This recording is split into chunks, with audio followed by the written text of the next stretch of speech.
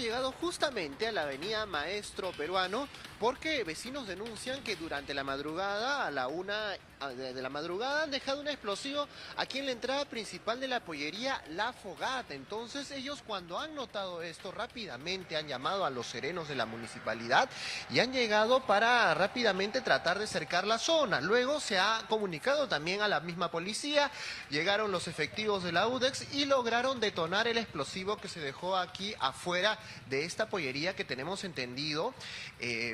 brinda, ¿no?, servicios, funciona desde 1990, es decir, ya son 35 años que ha estado justamente aquí atendiendo a muchos clientes.